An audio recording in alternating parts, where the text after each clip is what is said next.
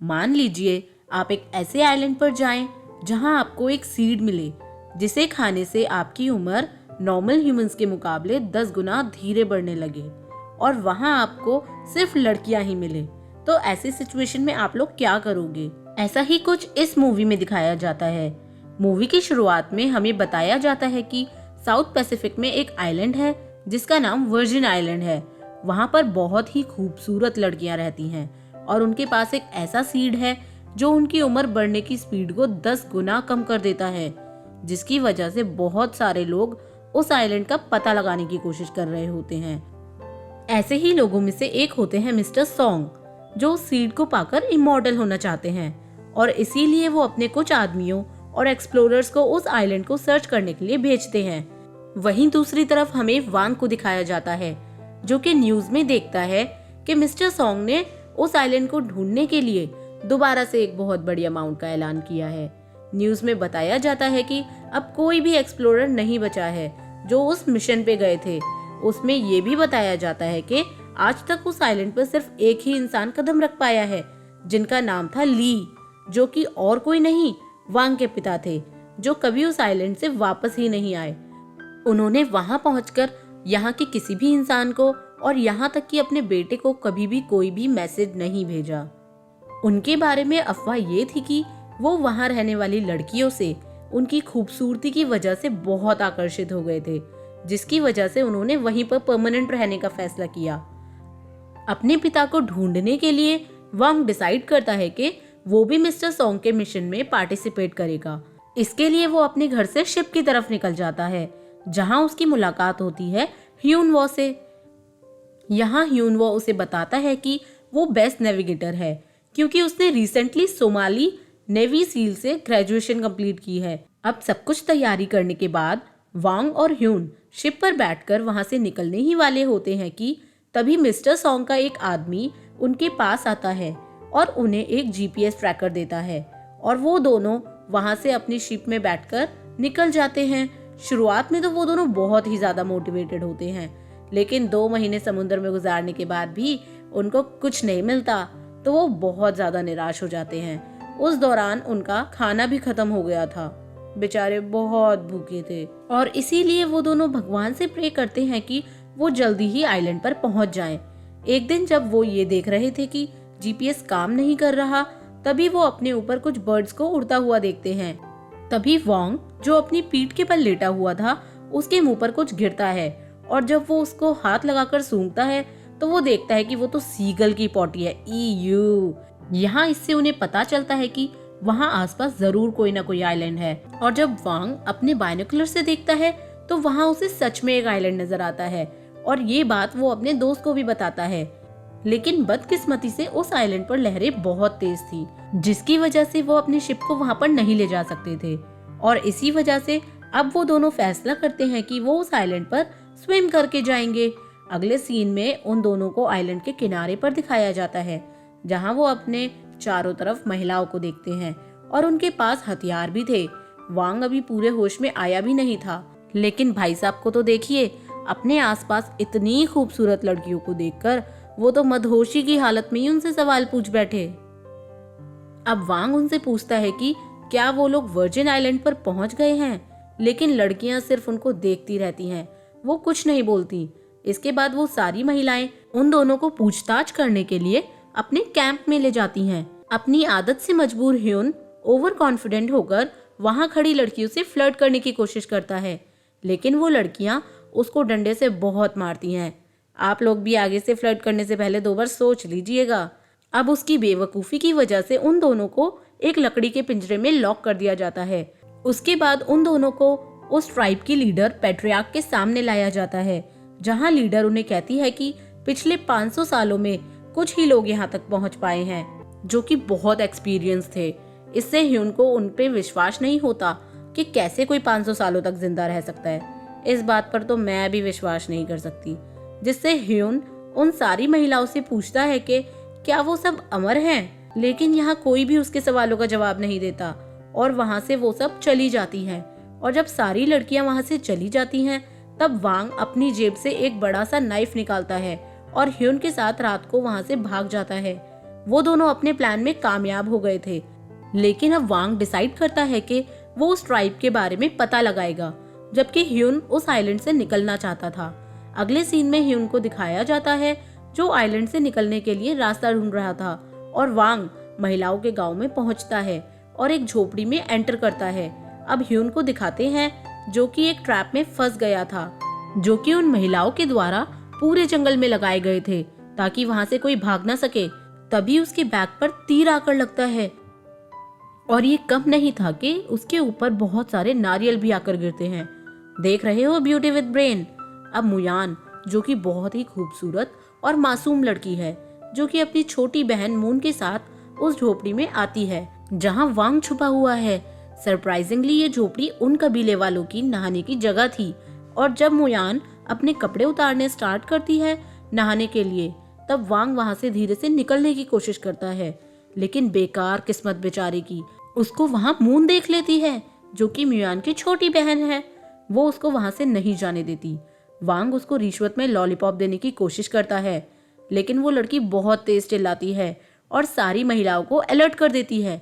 वांग अपनी जान बचाने के लिए वहां से पूरी जान लगाकर भागता है, लेकिन जल्दी पकड़ा जाता है।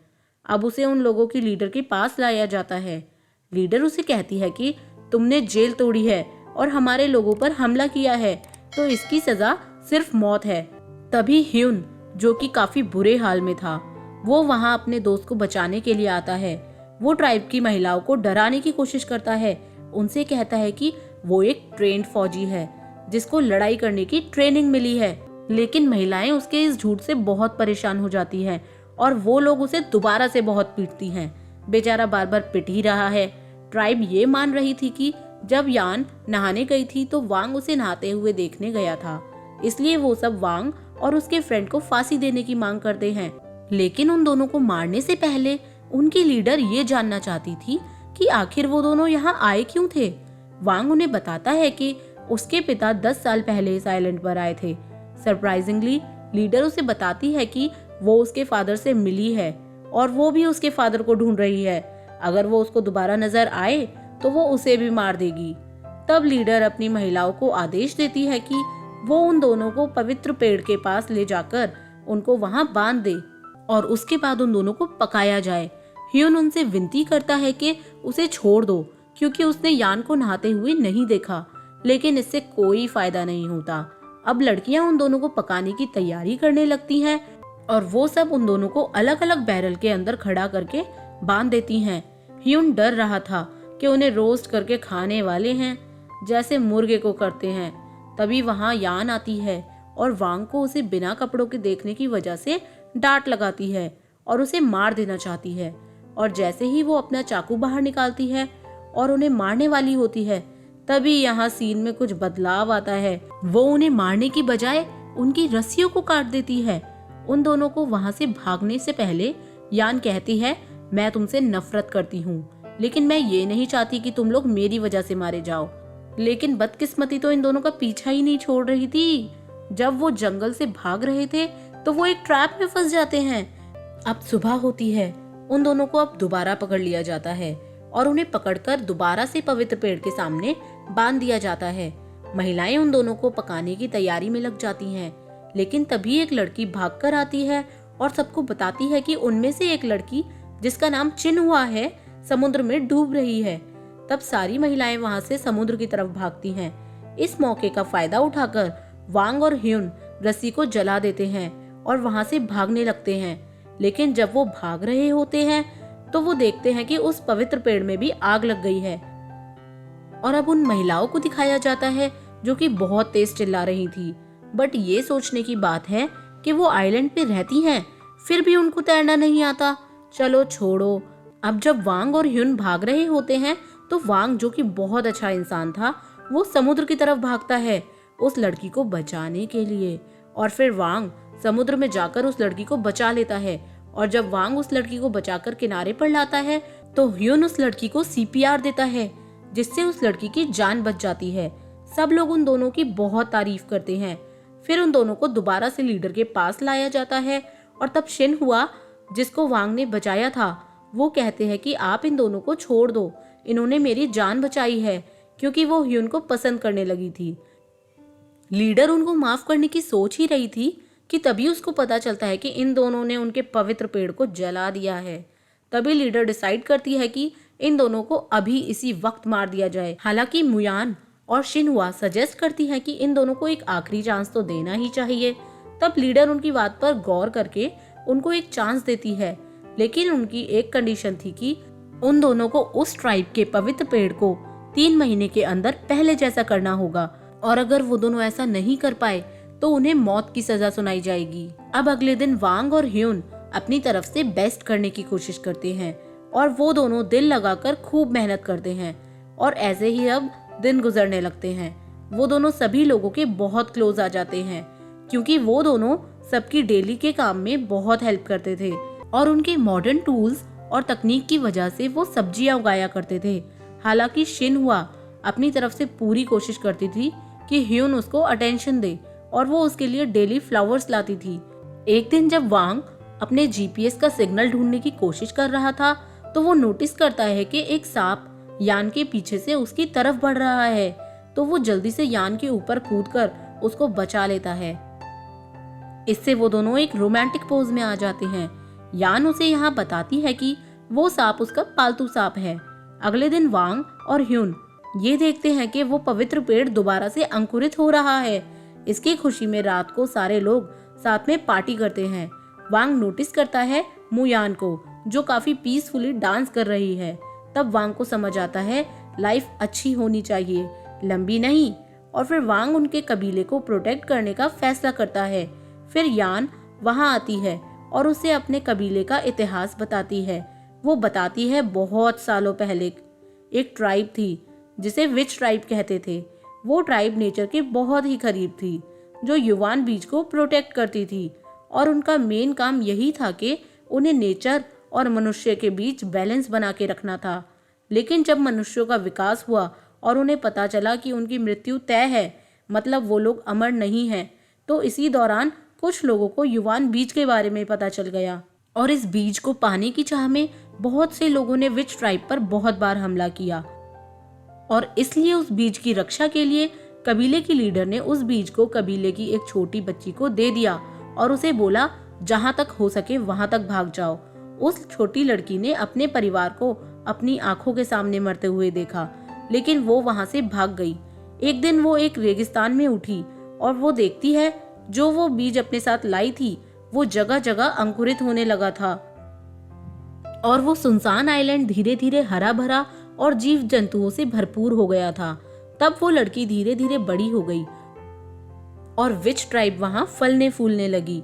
मुयान बताती है कि वो छोटी लड़की और कोई नहीं बल्कि हमारी लीडर पैट्रियार्क है और हम सब उसी के वंशज हैं। अगले दिन जब सुबह होती है, मुयान वांग को वहां ले जाती है जहां उसके फादर को आखिरी बार देखा गया था। वहां वांग को अपने पिता की एक पुरानी डायरी मिलती है जिसमें उन्होंने इस कबीले के साथ बिताए गए समय को लिखा होता है। वो लिखते हैं कि इस आइलैंड पर उन्हें बहुत ही ज्यादा प्यार, दया, सादगी और जीवन जीने के सही तरीके के बारे में पता चला। वो अपनी इस खोज के द्वारा इन सब लोगों की जिंदगी को मॉडर्न इंसान के लालच के कारण खराब नहीं करना चाहते थे। इसी कारण वो कभी भी घर वापस नहीं लौटे, और यही वांग को उस डायरी में उसके पिता का एक आखिरी मैसेज मिलता है जिसमें लिखा था कि वो आशा करते हैं कि उनका बेटा उनके लिए गए फैसलों को समझेगा। ये पढ़कर अब वांग को समझ आ जाता है कि उसे अब क्या करना है, और वो अब जीपीएस को तोड़ने की कोशिश करता है। लेकिन इससे पहले वांग और ह्यून वहां से जाते कि तभी उस जीपीएस में से बीप साउंड आने लगती है, जिससे उन्हें पता चलता है कि जीपीएस अभी भी काम कर रहा है और मिस्टर सॉन्ग को उस आइलैंड की लोकेशन पता चल जाती है।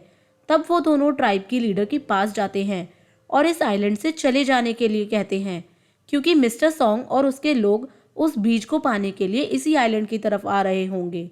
लेकिन लीडर इसके लिए मना कर देती है और वो सब मिलकर प्लान बनाते हैं कि वो अपनी खूबसूरती से उन सबको सिड्यूस करेंगी और एक एक करके उन सबको मार देंगी। जल्द ही मिस्टर सॉन्ग वहां पर आते हैं और अपने 4 आदमियों को वहां आइलैंड को इन्वेस्टिगेट करने के लिए भेजते हैं।